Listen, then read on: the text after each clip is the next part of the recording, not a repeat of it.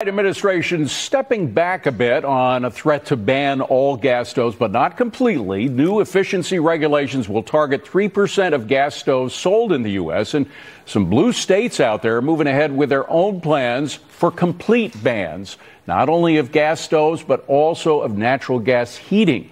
Let's get the read from the Moral Case for Fossil Fuels author, Alex Epstein. Alex, good to see you again, my friend. Thanks for being here. Let me first read to you, because a lot of people have forgotten what was originally said about a year ago by Richard Trumka. He's the Consumer Product Safety Commissioner. He said this, speaking about gas stoves, is a hidden hazard. Any option is on the table. Products that can't be made safe can be banned. He said it flat out. These new regulations are pretty far cry from what Trumka was saying. Does that mean we're off the hook, or are you worried about the camel's nose under the tent? I'm very worried. I mean, why is this the government's business at all? So gas stoves, gas heating, this is something that occurs within your home. You can make a judgment in terms of are the threats they're talking about science, or as I would argue, pseudoscience. If you have any issues with fumes, you can ventilate. But people should be able to decide what to do in their own homes for their own health. And we don't need some idiot deciding he knows what's safe for everyone and then being able to dictate it. So I don't feel assured that he thinks he has a fascist right to control everyone's lives. And he's only starting with a 3% move because the trial balloon didn't go as well as he wanted. And, you know, I have lived in a house with electric baseboard heating. It's terribly inefficient. It's very expensive.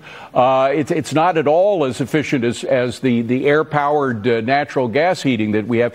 Has there been some sort of revolution that I missed on electric heating, making it better in some way than natural gas? Well, these things improve. I mean, there are uses for heat pumps in certain situations. But look, you ask the right question. You're asking, hey, is there a better option? This is what we do in a free country. We say, is there a better option? If you can prove it, then show it to me. But for instance, gas heating, this is just even more absurd than the gas stoves. This is by far the most energy efficient form of heating a home, because instead of turning the natural gas to electricity and back to heat, where you lose a huge amount of energy, instead what you do is you just burn the natural gas and you get something like 75% of its raw energy, and it's a great way of heating a home. So why are we doing this? And then New York in particular trying to ban it. When they're shutting down nuclear plants, they have huge problems with electricity, and then they want to prevent people from using gas in their homes. That just means more dependence on electricity, which they can't be relied upon to provide. Well, they just want the big tag that they are still at war with fossil fuels, so that they can please the people on the left. But you know, and some of it is just for show, but some of it is real. This new halt on LNG exports, liquefied natural gas exports to foreign countries, that's serious. I mean, not only for us and for our ability to sell our natural gas we have so much of, but for the foreigners who were really depending on it coming.